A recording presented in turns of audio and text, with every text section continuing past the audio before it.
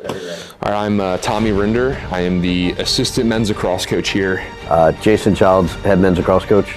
I actually ended up, becoming the full-time assistant coach.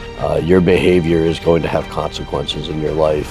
Chase getting better every single day. And you can have incredibly great consequences if you have incredibly great behavior. And you give the guys the tools in their toolbox to prepare. And then obviously our first ever NCAA win at Jamie L. Roberts Stadium. The really rewarding things and the great moments are actually outside of the game. I want us to reach the potential of who we can possibly be as a lacrosse team. That's one that, always gives me goosebumps. One of my goals this year, I want to play the best game of the year and the last game of the year for us. And so for me, my inspiration right now every single year is to make this program the most special place to play college lacrosse anywhere in America.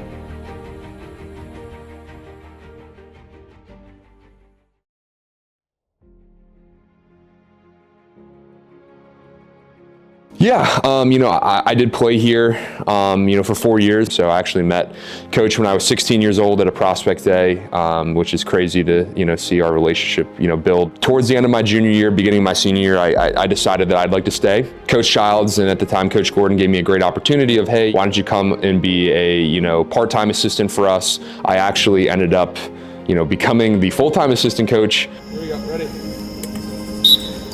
We had this plan for me to kind of take the year and learn. Coach Gordon, the then defensive coordinator, assistant coach, actually had an opportunity at another institution on the fly, kind of became that defensive coordinator, assistant coach role. And through that kind of process, I kind of realized, okay, this is a pretty awesome thing that I get to do. And Coach Childs, gave me the opportunity to, interview on the fly and, gave me the opportunity to become the full-time assistant, which was really, really great. Growing up, everyone said that I would be a great teacher, so I just kind of followed suit. And so as a young teacher, my first couple years out of college, I remember reading a quote by John Wooden where he defined himself as a teacher with basketball being his subject. Show the target! And that clicked in my mind that I could be a coach and pick the sport as my subject, and I was going to make lacrosse my subject. And I really started to get behind the idea of being a leader of men. So let's start chasing that right now with Colgate. With lacrosse being what we kind of do every day. And so that is kind of how my journey kind of to coaching and being where I am today kind of led me.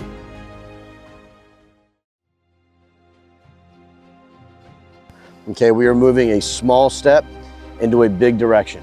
I'm really, really excited about where that big direction is going to lead us, okay? I was just like them as a freshman. I had my struggles athletically. I had my struggles academically. And, how you get through that is you just focus on, trying to control what you can control and just get a little bit better every single day. Your behavior is going to have consequences in your life, and you're going to have to deal with those consequences as an event and respond to them to get you a different outcome. My biggest takeaway for those guys is just chase getting better every single day, and don't worry about where am I going to be a month from now, where am I going to be a year from now, where am I going to be after graduation. Just focus on, being better, building those, relationships that last, a lifetime, and that's kind of what I would focus on. And my athletes take away from this that them as leaders start to understand that they are going to have consequences to their behavior, both good and bad. And one of the things that I really, really hope that my athletes take away is that the word consequence is not a bad word or a dirty word, that you can have incredibly great consequences if you have incredibly great behavior. I think the biggest thing about, game planning is to make sure you're not deviating too much from who we are as a team to prepare for another team. I think mistakes I made early on was, we played a team that was really good at this, so I was going to change up everything that we were doing defensively, or we had a team that was good at that, so once again, changing from game to game. And I think that honestly, kind of hurt our guys in those games.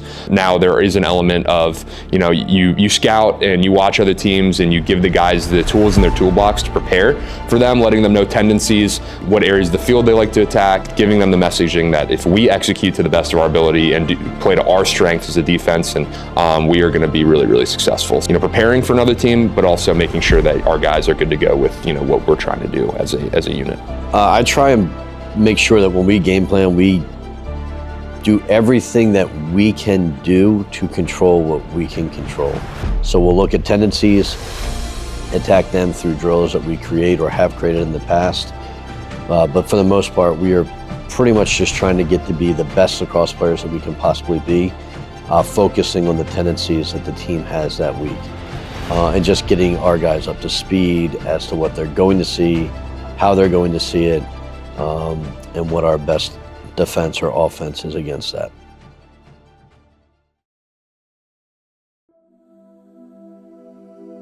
My goal is just like every other year. I just want us to become I want us to reach the potential of who we can possibly be as a lacrosse team on the last game of the year. I think in 2023 we did that. We played our best, most complete game in our last game against Middlebury.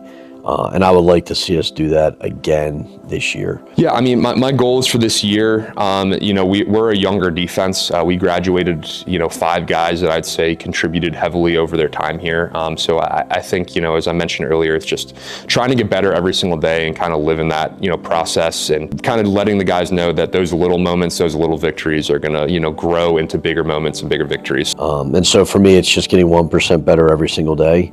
And I know that that is coach cliche, and everyone's going to say that, but that truly is the mentality of the process I have in my mind of how do we look today compared to how do we look yesterday. They do, everything else in their life will directly, bleed over to the lacrosse side. So, are they getting their academics done? Are they being great people, socially? Are they being a tight-knit group, being a great brotherhood? So, and we keep getting 1% better. Then I know that in our last game of the year in 2025, whenever that is, we will be the best version of ourselves, and we will look back and say, wow, the best version of ourselves got us this far this year. Because as a player, right, you get it's very rewarding to, win a game and feel like all your hard work kind of paid off. I've found that as I've gotten into coaching, the really rewarding things and the great moments are actually outside of the game. It's a little bit more, it has to do with the culture of the team and what we're trying to do. My inspiration right now every single year is to make this program the most special place to play college lacrosse anywhere in America. If I continue to keep hearing people say that it's so special here and everything is great here, then I know that I'm doing the work that I feel like I was put on this earth to do.